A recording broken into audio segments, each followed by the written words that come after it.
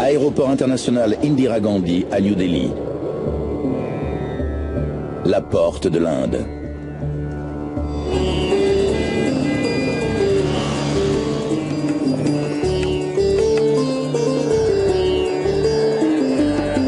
12 novembre 1996. L'aiguilleur du ciel Vicky Dutta arrive pour prendre son service en fin d'après-midi. Il y avait un responsable. Il y avait une personne assise à côté de moi qui m'assistait. Tout était normal. Mais ici, normal ne veut pas dire calme. Cet aéroport est en passe de devenir un des plus encombrés du monde. En 1990, le gouvernement indien a signé l'accord dit de ciel ouvert avec plusieurs pays, ce qui a facilité l'accès des compagnies étrangères aux installations aéroportuaires du pays, et un bon nombre d'entre elles ont profité de cette aubaine. En conséquence, les contrôleurs gèrent plus d'avions que jamais. La politique du ciel ouvert a fait office de catalyseur au niveau du contrôle. Le volume du trafic aérien est passé de 175 à environ 225 mouvements quotidiens. Nous travaillons pendant une plage de temps donné. Qu'il y ait 10 avions qui arrivent à ce moment-là ou qu'il y en ait 20, il faut s'en occuper. Juste après 18 h, le vol 763 de la Saudi Arabian Airlines s'envole vers le soleil couchant. Train sur entrée. Train rentré. Rien à gauche. Le commandant Khalid Al-Shubaili éloigne de la piste son Boeing 747, pendant que son copilote Nazir Khan s'occupe des communications radio. Il y a 289 passagers à bord. Beaucoup sont des ouvriers indiens qui retournent travailler au Moyen-Orient.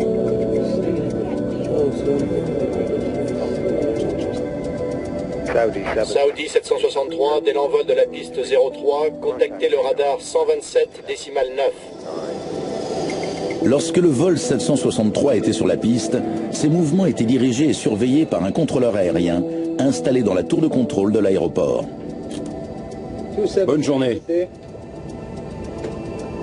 Peu après le décollage, la tour confie l'avion au contrôle d'approche, en l'occurrence à Vicky Dutta, qui se trouve lui ailleurs dans l'aéroport. Les contrôleurs d'approche d'Indira Gandhi guident les appareils dans l'espace aérien au-delà des pistes. Ils assurent le suivi de tous les avions en approche ou en partance dans un rayon de 110 km. Normalement, le contrôleur d'approche est responsable des arrivées et des départs. Quand les avions arrivent, il les dirige en toute sécurité et rapidement pour l'approche finale.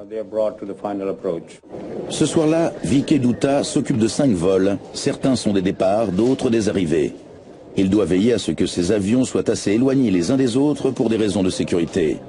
Mais ils doivent être suffisamment proches pour ne pas provoquer de retard. On se coordonne en permanence avec la tour de contrôle qui gère le trafic au sol.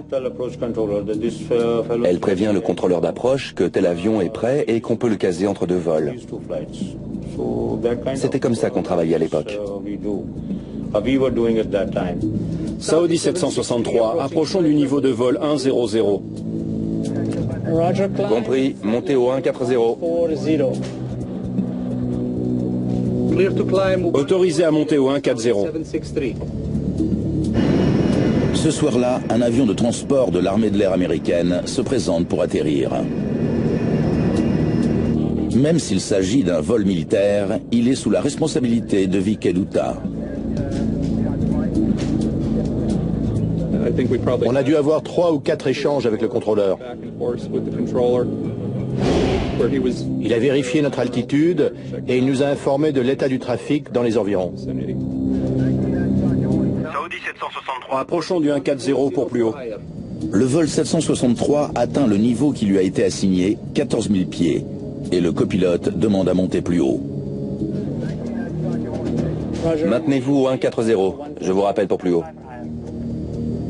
Pour coordonner le trafic, Vicky Dutta demande au vol 763 d'arrêter de monter. Saudi 763, maintenant le 140.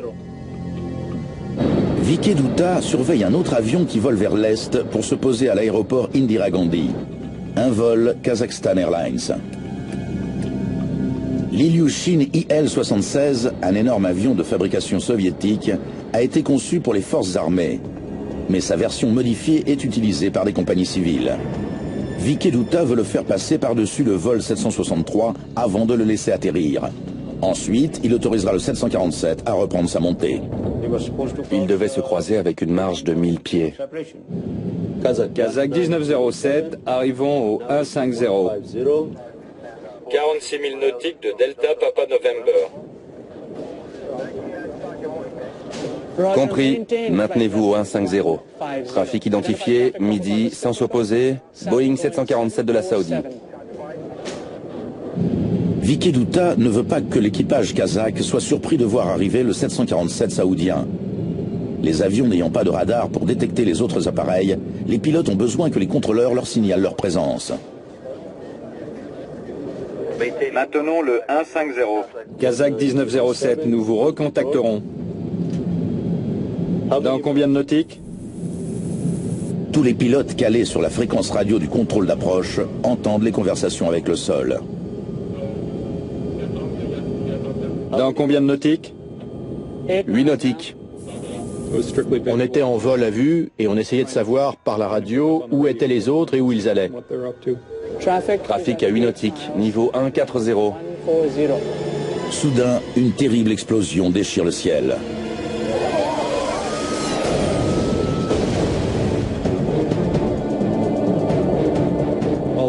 Tout à coup, par la vitre côté droit, j'ai vu un nuage s'allumer. C'était des missiles? J'ai cru que c'était des missiles qui prenaient de la vitesse en tournoyant. Et on avait l'impression qu'ils filaient vers nous. Donc on a commencé à virer avant de se rendre compte que finalement, rien n'approchait.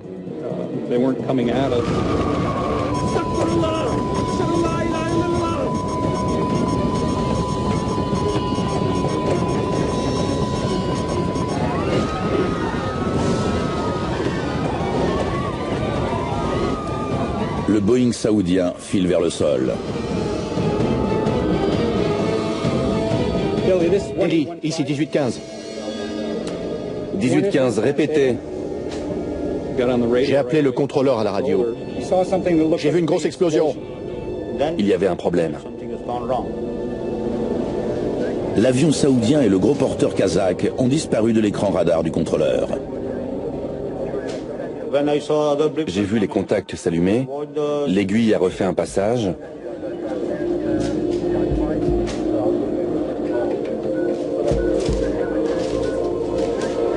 Mais il n'était plus là. Ensuite, on a entendu le contrôleur appeler l'avion saoudien et l'Ilyushin. Saudi 763. Mais il n'y a pas eu de réponse. Bien sûr, ça nous a fait froid dans le dos.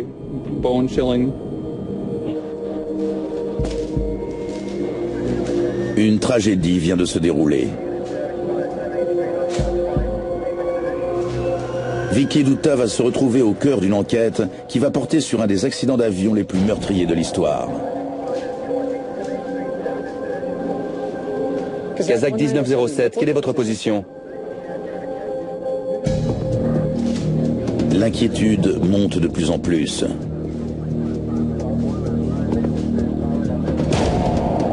Les appels de l'aiguilleur du ciel sont toujours sans réponse. Le pire cauchemar d'un contrôleur aérien, c'est une collision en plein vol.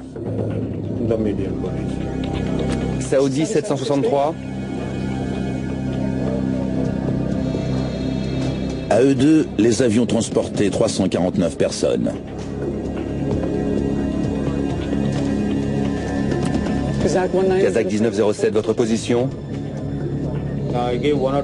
J'ai appelé les deux avions une ou deux fois. Saoudi 763. Je ne savais plus combien j'avais d'enfants, où était ma femme, ma famille.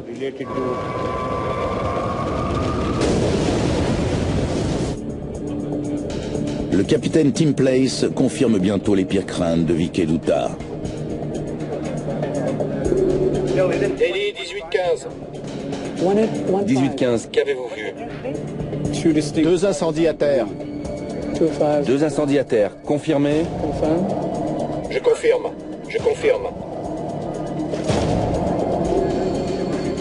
Compris.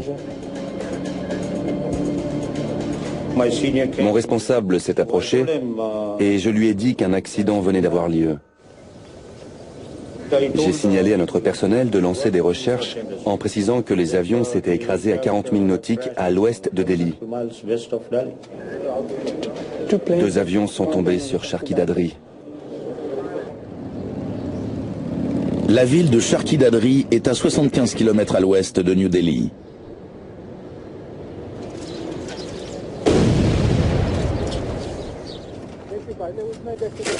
Ces champs de moutarde et de céréales sont dévastés par les épaves en flammes des 2 avions. Tout d'un coup, le ciel est devenu rouge vif. Puis j'ai vu du feu et de la fumée. Un avion s'est approché. Il y avait des flammes et des morceaux d'avion qui volaient dans tous les sens. Les gens couraient. Les moteurs se sont détachés, l'avion s'est mis à tournoyer et il s'est abattu dans un champ.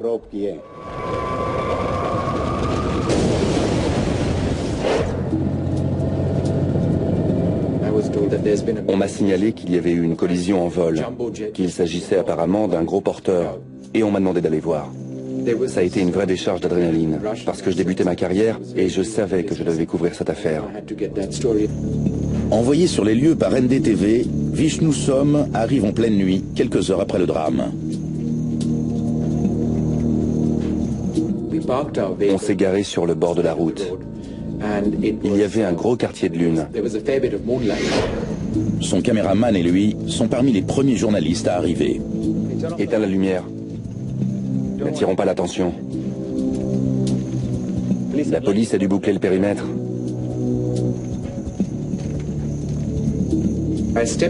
Je suis entré dans le champ. J'ai cru qu'il était en jachère parce que rien n'y poussait. Il n'y avait que du sable.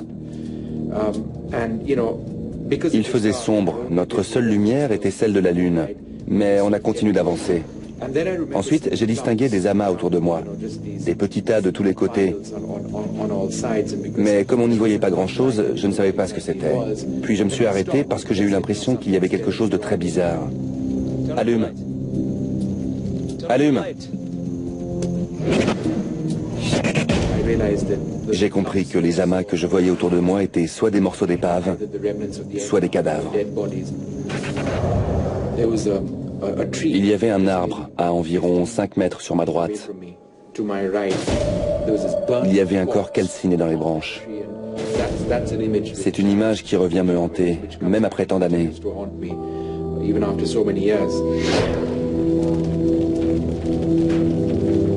Le lendemain, à l'aube, il n'y a plus aucun espoir de retrouver des survivants. Aucun passager n'a survécu.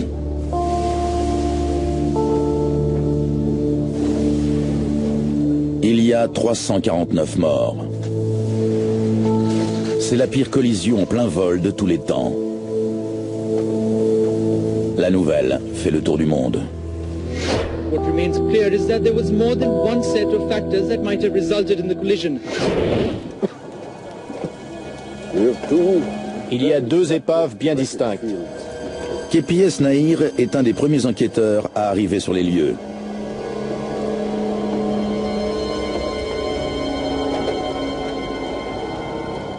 J'ai été atterré, horrifié. Je ne peux pas l'expliquer parce que je n'avais encore jamais rien vu de pareil. C'était inexplicable. L'avion kazakh et le gros porteur saoudien sont tombés à 7 km l'un de l'autre. Les enquêteurs analysent les deux sites tout en sachant qu'une seule et même cause expliquera ce double accident. Ça n'est pas comme quand un seul avion s'écrase. Là, deux gros porteurs s'étaient percutés en plein ciel, donc les causes de l'accident étaient forcément différentes. Comment deux appareils censés se trouver à 1000 pieds l'un de l'autre, soit environ 300 mètres, ont-ils pu se percuter? Les enquêteurs envisagent trois possibilités. Une erreur du contrôleur, une erreur d'un des équipages ou une panne à bord d'un des avions. Ils espèrent que les épaves tordues contiennent les indices dont ils ont besoin. La première priorité, c'est de retrouver les deux boîtes noires de chaque appareil. Elles enregistrent les conversations dans le poste de pilotage et des données importantes concernant le vol, comme l'altitude, la vitesse et le cap. Malgré les incendies, les 4 boîtes noires sont retrouvées dès le premier jour de l'enquête.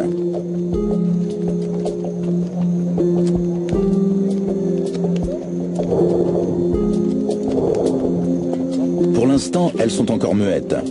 Les experts ont besoin de plusieurs mois pour extraire les données qu'elles contiennent. En attendant, les enquêteurs s'intéressent aux échanges entre les deux avions et l'aiguilleur du ciel. Dans cette affaire, nous disposions de la transcription du contrôle aérien. N'étant pas équipés de radars embarqués, les avions sont guidés par des contrôleurs. La pression dont Vicky Douta fait l'objet devient presque intolérable. Est-il responsable de la collision la plus meurtrière de l'histoire? Ça a été une période difficile. Les médias ont crié au scandale, mais je leur ai dit que je n'avais pas commis d'erreur. Bonjour, je m'appelle Vicky Douta. Désolé de vous avoir fait attendre. Asseyez-vous. Les enquêteurs veulent savoir tout ce qu'il a fait le soir de l'accident. Il y avait du trafic? Toujours le soir. Le radar de New Delhi n'indiquant pas l'altitude des avions, les contrôleurs inscrivent leur position sur des bandes de papier mises à jour régulièrement. C'est la seule façon d'assurer le suivi des vols dont ils sont responsables. Le niveau de vol n'étant pas indiqué, il doit être confirmé par le pilote. Kazakh 1907, arrivons au 150. Les contrôleurs aériens ne peuvent connaître l'altitude que lorsque l'équipage la leur transmet. Ce sont vos notes? Oui, celle du vol kazakh et celle du saoudien. Les enquêteurs constatent que Vicky Douta gérait 5 avions au moment de l'accident et que les deux appareils accidentés volaient dans des directions opposées dans le même couloir aérien. La zone que doit gérer chaque contrôleur est divisée en plusieurs couloirs aériens qui canalisent le trafic au départ et à l'arrivée. Mais un bon nombre de couloirs sont réservés au vol militaire. En fait, même dans un aéroport aussi fréquenté, il n'y a qu'un couloir principal pour les avions civils. Dans de telles conditions, l'aiguilleur du ciel doit respecter des règles strictes. Entre deux avions, le règlement stipule qu'il faut une séparation verticale minimale de 1000 pieds. En volant, un avion produit un sillage de turbulences. Ces dernières pouvant perturber les autres appareils se trouvant dans le secteur, les contrôleurs maintiennent les avions à des altitudes différentes. Maintenez-vous au 140, je vous rappelle pour plus haut. Vicky Douta devait s'assurer que les deux avions volaient à des altitudes séparées par 1000 pieds. Il fait donc passer l'avion en approche 1000 pieds au-dessus de celui en partance. C'est une procédure de routine qu'il a déjà effectuée à de nombreuses reprises. Mais l'un des deux avions n'était pas à sa place, et les enquêteurs se demandent si Vicky Douta n'a pas commis une erreur qui a conduit à la collision.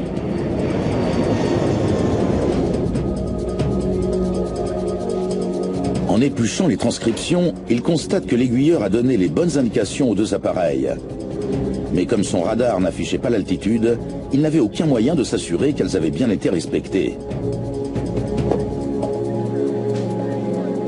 Les enquêteurs sont tellement persuadés que Vicky Luta n'a pas commis de faute que 3 jours après le drame, il reprend son service. Quand ma famille et mes amis l'ont appris, ils ont poussé un soupir de soulagement parce que j'étais blanchi. Les enquêteurs retournent sur les lieux pour récupérer certains instruments des 2 appareils. Car une défaillance mécanique a peut-être fait dévier un avion de sa trajectoire. Normalement, l'altimètre avait dû s'arrêter à l'altitude à laquelle l'accident avait eu lieu. Nous voulions donc savoir quels chiffres ces appareils avaient enregistrés au moment de l'accident. Mais le poste de pilotage du 747 saoudien étant fiché dans le sol, il faut creuser.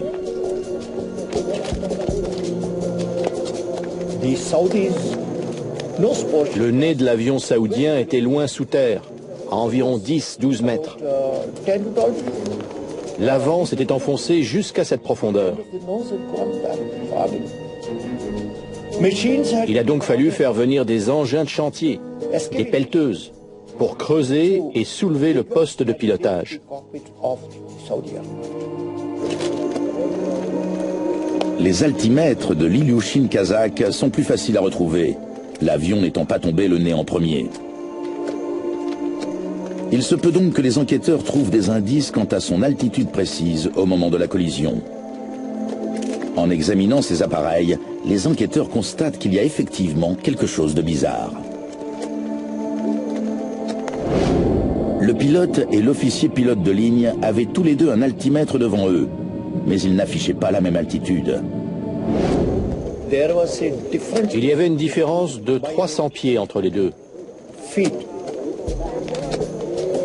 Étrange. Cet écart a peut-être induit les pilotes en erreur, mais il peut aussi être consécutif au choc. Pour l'heure, les enquêteurs n'en savent encore rien. Surtout là et là. Les plus gros plans possibles. Les enquêteurs doivent déterminer lequel des 2 avions était à la mauvaise altitude. Ils examinent d'autres indices, comme la disposition des dégâts, qui permettront peut-être de répondre à une question essentielle. Quel était l'angle entre les 2 avions au moment du contact?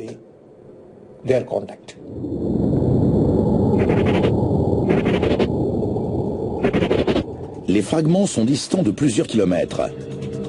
Mais un gros morceau de l'empennage arrière du Boeing saoudien est retrouvé à l'entrée du champ de débris.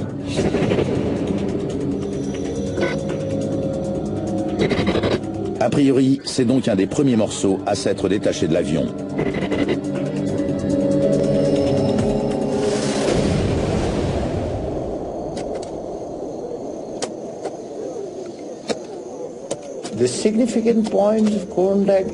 Les points de contact les plus importants, dans ce cas précis, se situaient entre la queue de l'Ilyushin 76 et l'aile du Boeing 747 de la Saudi Airlines. La queue de l'avion kazakh semble avoir coupé l'aile gauche de l'appareil saoudien. Si c'est bien le cas, ça signifie que l'Ilyushin n'était pas au-dessus du Boeing, contrairement à ce que pensait le contrôleur aérien, mais en dessous.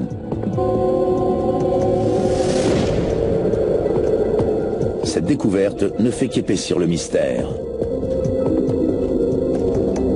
Les enquêteurs ignorent toujours lequel des 2 avions n'était pas à sa place. En revanche, ce qu'ils savent, c'est qu'après la collision, les 2 appareils étaient condamnés. Après avoir tranché l'aile du Boeing, la queue de l'Ilyushin a déchiré l'empennage horizontal. Il a été arraché sur 5,50 mètres et sans cette pièce, l'équipage n'avait aucun moyen de piloter.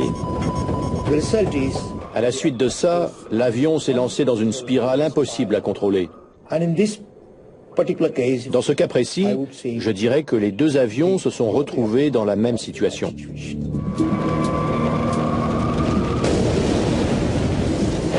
Désormais, les enquêteurs savent comment les 2 avions sont entrés en collision. Mais ils ignorent toujours pourquoi ils volaient au même niveau et à quelle altitude ils se trouvaient. Comment l'avion kazakh, qui devait être au-dessus de l'appareil saoudien, s'est-il retrouvé en dessous?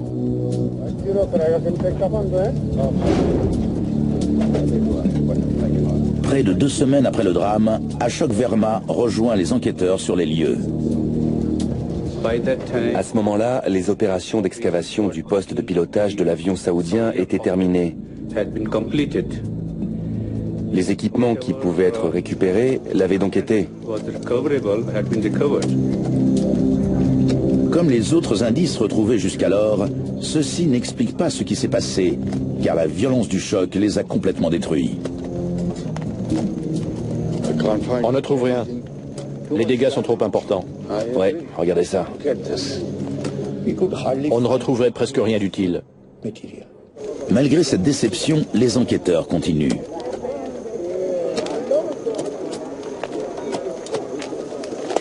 Ils ont tiré tout ce qu'ils pouvaient des vestiges. Tout dépend désormais de ce que les boîtes noires vont leur apprendre. Ils espèrent que les indices dont ils ont besoin se trouvent sur la bande enregistrée ou dans les paramètres. Où étaient les avions au moment de la collision? Et comment se sont-ils retrouvés sur des trajectoires convergentes? Monte au 150 parce qu'au 140, regarde!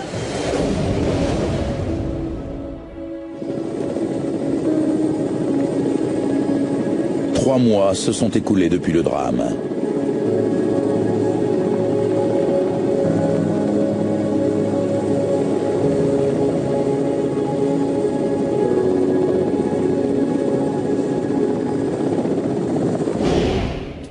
Les spécialistes entament l'analyse des 2 boîtes noires.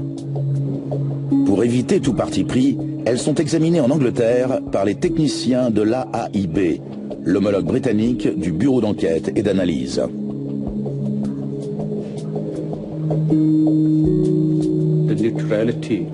Il était essentiel que les enregistreurs soient analysés dans un pays neutre. Chaque avion est équipé de 2 boîtes noires, un enregistreur de paramètres et un enregistreur phonique.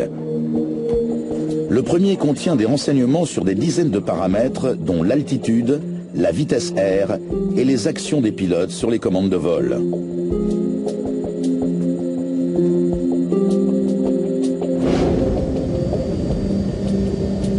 Le deuxième enregistre les conversations dans le poste de pilotage.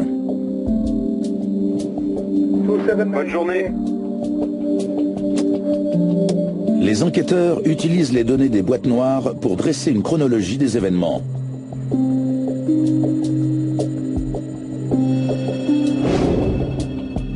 Peter Shepard dirige le service technique de l'AAIB.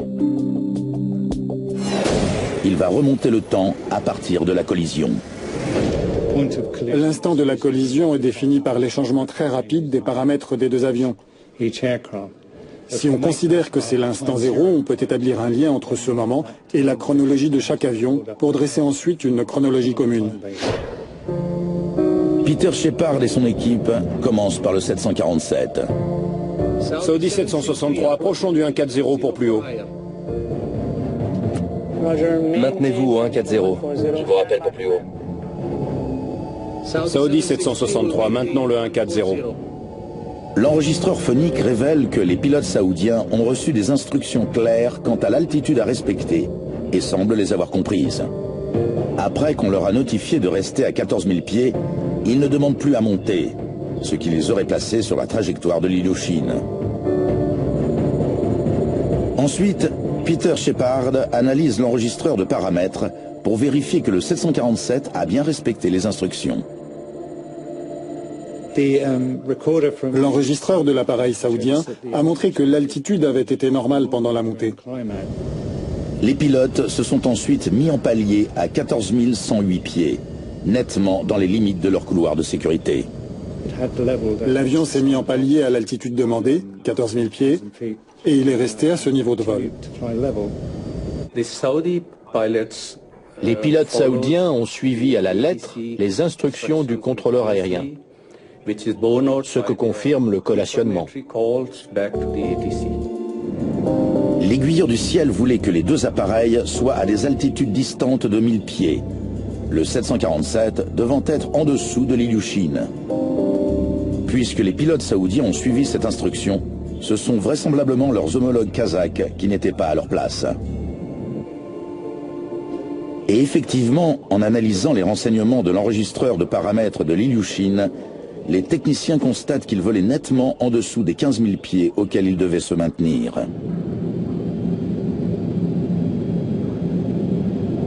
Quelques instants avant la collision, l'Ilyushin est à 14 100 pieds, près de 1000 pieds en dessous de l'altitude qui lui a été notifiée, et à moins de 3 mètres en dessous de celle du 747. Ensuite, il accélère et percute l'avion saoudien. L'équipage kazakh n'avait pas cessé de descendre depuis l'altitude qu'on lui avait attribuée, à savoir 15 000 pieds. Mais pourquoi l'avion était-il si bas? Kazakh 1907, votre position? Kazakhstan Airlines avance une théorie pour expliquer cette perte d'altitude. La défense des Kazakhs s'appuyait principalement sur la présence de turbulences. Des turbulences ont peut-être fait descendre l'avion. L'enregistreur de paramètres indique que l'équipage a apparemment suivi un trajet chaotique. Il signale 2 chutes brutales de plus de 400 pieds. La compagnie affirme que ces 2 chutes sont le résultat de turbulences. Mais Peter Shepard n'est guère convaincu. Quand on a remarqué ces 2 chutes de 250 à 500 pieds, on s'est dit que quelque chose ne collait pas. Ce taux de descente dépassait ce qu'un avion est capable de faire. Comment expliquer des chutes aussi brutales? Ou aussi brutales en apparence? C'est ce que Peter Shepard veut savoir. On a essayé de comprendre les inexactitudes de l'enregistrement kazakh en analysant les autres paramètres pour déduire l'altitude.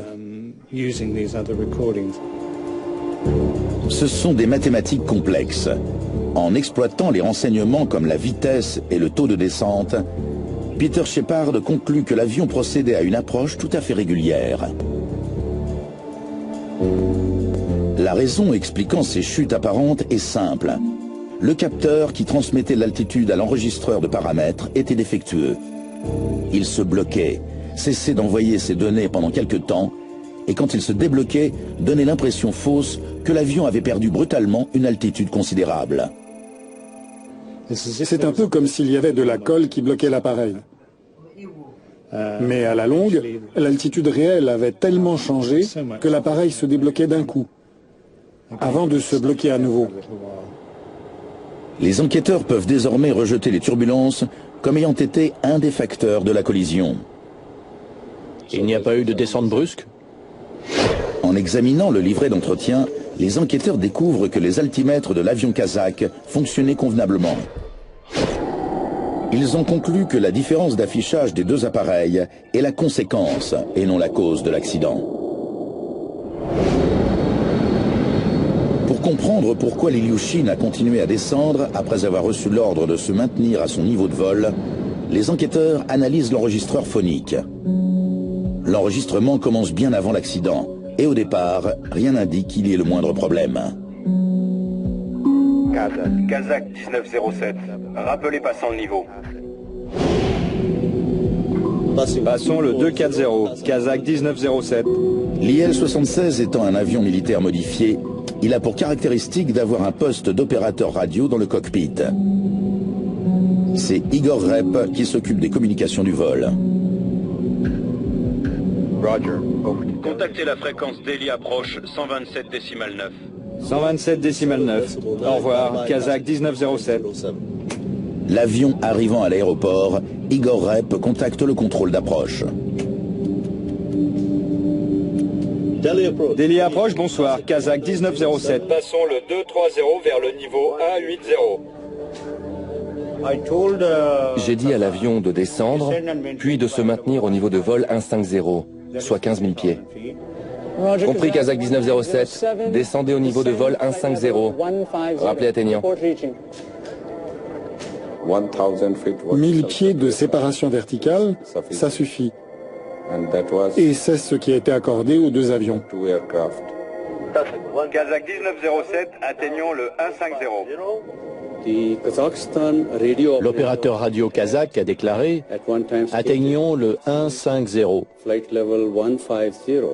1 minute avant l'impact. À cet instant, l'avion kazakh semble être à sa place, c'est-à-dire 1000 pieds au-dessus du vol 763. Mais au lieu de se mettre en palier, l'Ilyushin a continué à perdre de l'altitude. C'est là que les ennuis commencent. En comparant les données des deux enregistreurs, les enquêteurs remarquent quelque chose de troublant. Kazakh 1907, atteignons le 150. Quand Igor Rep annonce que l'avion est à 15 000 pieds, il est en fait 1000 pieds plus haut.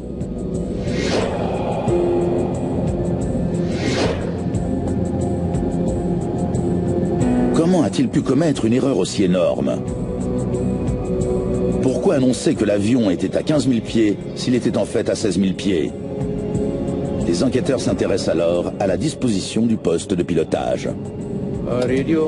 L'opérateur radio n'a pas d'altimètre indépendant. Il y a 2 altimètres gradués en mètres, un devant chaque pilote.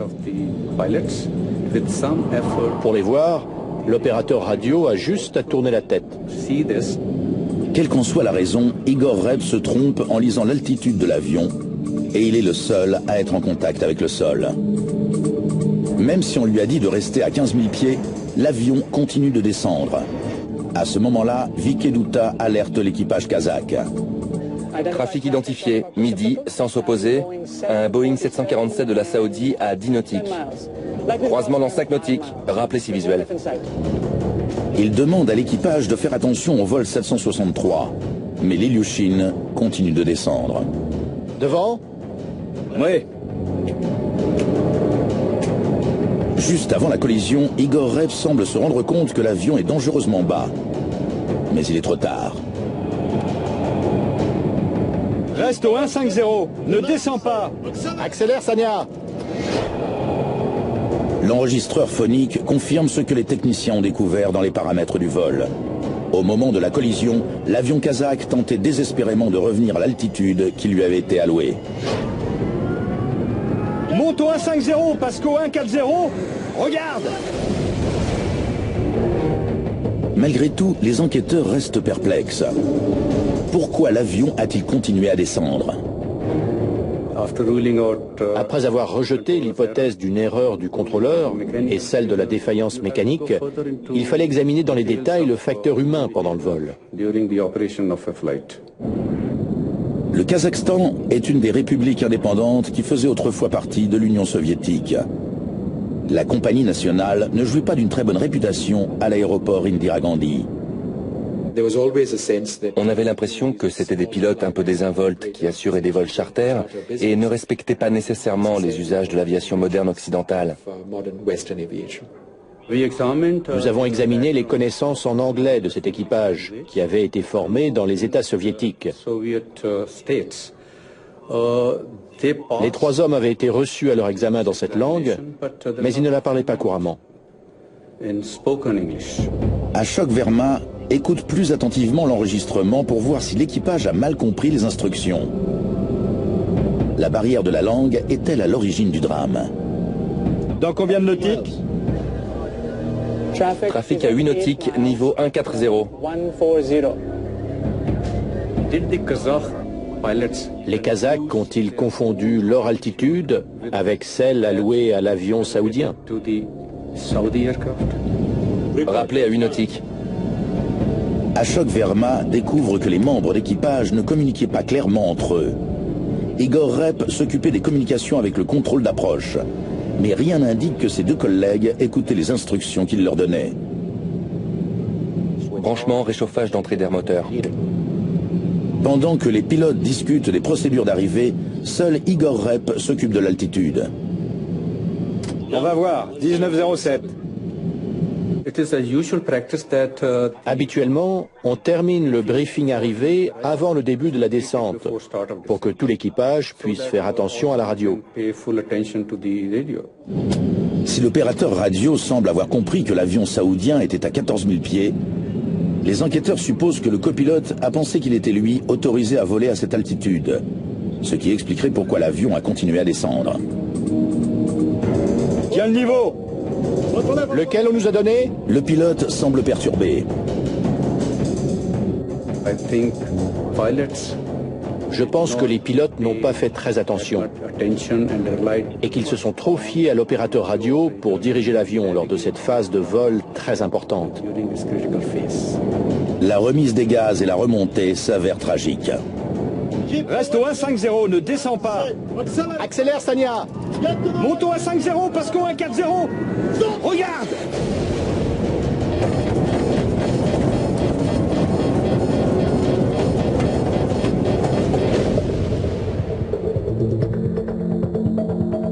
Le rapport incrimine l'équipage kazakh qui se trouvait au mauvais endroit, au mauvais moment. Une simple incompréhension a provoqué la mort de 349 personnes.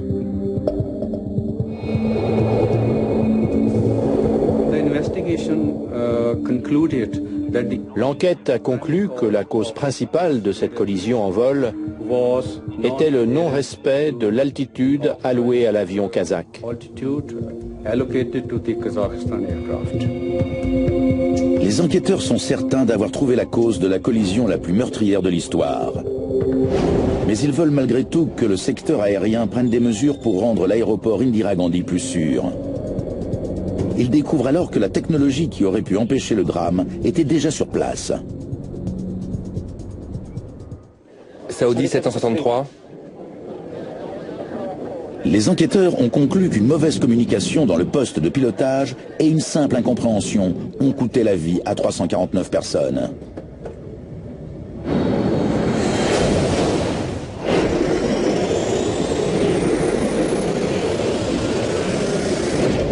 Pourtant, les équipements qui auraient permis d'éviter une telle catastrophe existent. Ils auraient pu aider les pilotes et les aiguilleurs du ciel, ce qui explique les critiques sévères des enquêteurs à l'égard du radar utilisé à New Delhi. Les contrôleurs aériens utilisaient une technologie vraiment dépassée. Il n'y avait pas de radar secondaire à l'aéroport de New Delhi, mais seulement un vieux radar primaire. Le radar primaire envoie des signaux radio pour localiser les avions dans le ciel. Ces signaux rebondissent sur l'avion et reviennent vers une antenne installée au sol, ce qui permet d'indiquer la position de l'appareil, mais pas son altitude. Le radar primaire donne une image en 2 dimensions. Les radars secondaires fonctionnent différemment. Un transpondeur embarqué émet un message qui contient des renseignements clés, comme l'altitude. Saoudi 763, approchons du niveau de vol 100. Compris, montez au niveau de vol 140. Le jour de l'accident, le contrôleur d'approche pouvait seulement s'appuyer sur ce que les équipages lui disaient pour connaître l'altitude des avions. Kazakh 1907. Atteignons le niveau de vol 150. L'opérateur radio a annoncé que l'Ilyushin se trouvait à 15 000 pieds. Mais Vicky Dutta n'avait aucun moyen de le vérifier. S'il avait pu le faire, il aurait fait dévier le 747 pour éviter la collision.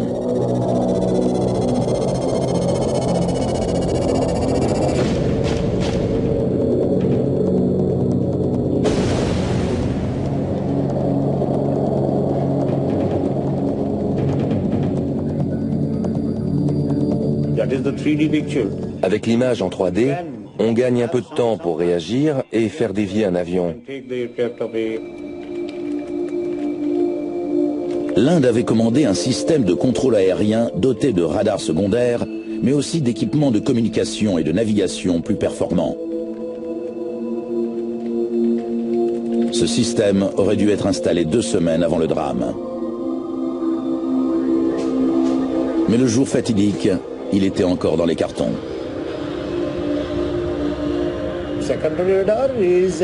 Le radar secondaire représente un progrès par rapport au radar primaire.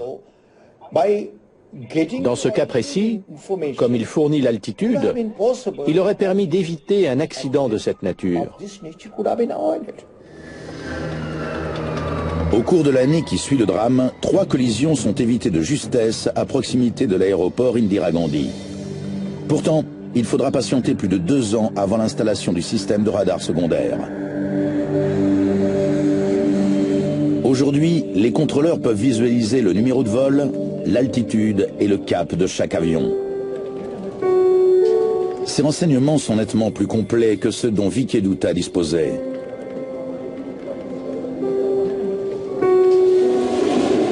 Les experts pensent qu'un autre équipement aurait permis d'éviter la collision.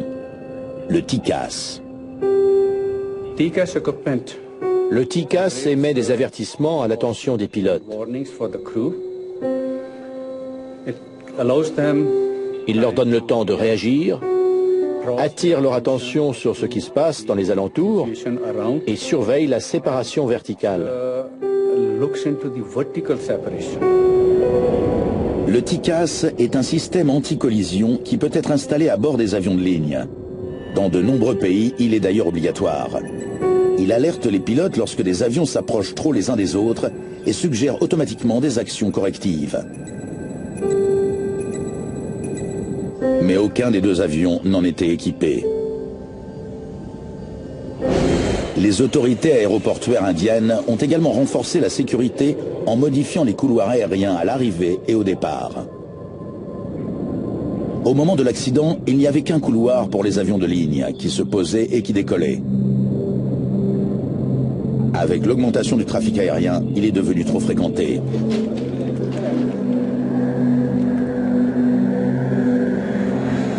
Conséquence directe du drame, des couloirs supplémentaires ont été ouverts. De manière générale, les normes en matière de sécurité se sont améliorées. On se préoccupe davantage de la sécurité. Une technologie démodée et une mauvaise communication ont donc conduit à la collision. Comme dans presque tous les accidents d'avion, un enchaînement de petits problèmes s'est soldé par un désastre.